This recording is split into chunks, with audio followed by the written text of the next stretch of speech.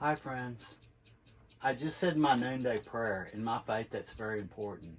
In following that prayer, I like to do what we call our alawa pause. And the word alawa pause, a more lengthy explanation of it is, O thou glory of glories. So each time I say the word alawa pa, its translation means, O thou glory of glories. It actually means, I don't remember, but I like O thou glory of glories.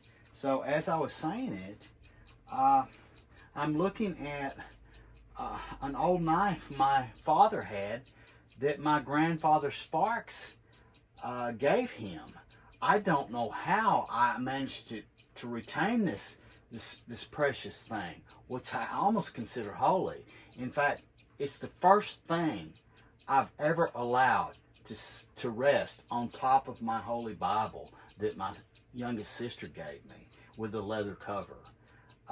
It's on it right now, and I'll show you toward the end of this video. But as I was saying my alawa pause, I use my beautiful prayer beads to count 95 times. And as I'm doing this, I'm going down.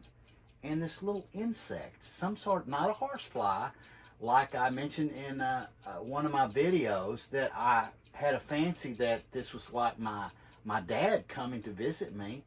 As I'm looking at that pocket knife, that was a present from my grandfather Sparks to my father, this bug landed on me, and it started wandering down wandering down here, and it made its way as I'm doing this, alawa pa, alawa pa, alawa pa, and I focused on it, and it struck me that this represented my grandfather, and I had the notion that perhaps we should be kind to insects.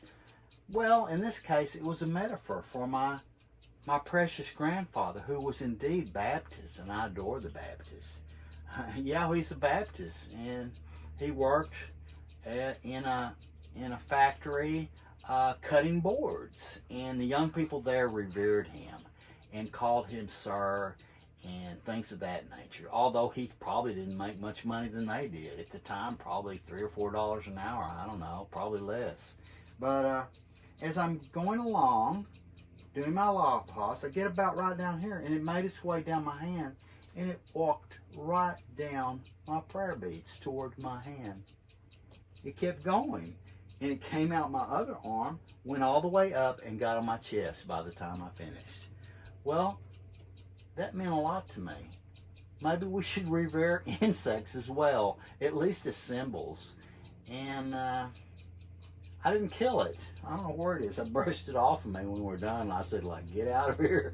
I knew it was just an insect, but life is so special. Okay, I'm through telling you the story, so I'm going to show you the pocket knife, which is like something Banks gave away at the time. It's pretty neat. Let me show it to you. I'm getting you people off of this thing. I hope you can see it good. It's sitting on top of my Holy Bible. There's my name. And this thing, I think it was Hamilton National Bank. I don't recall.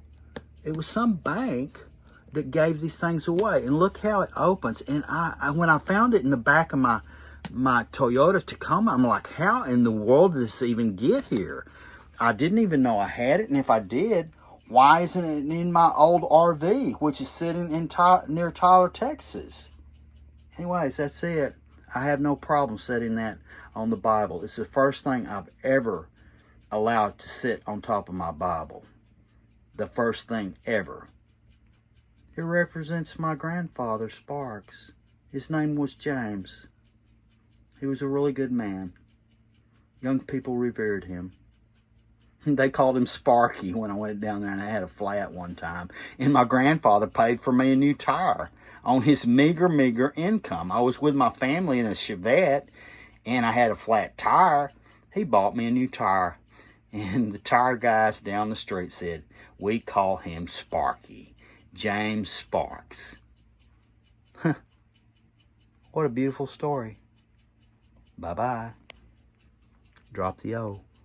Capitalize the G.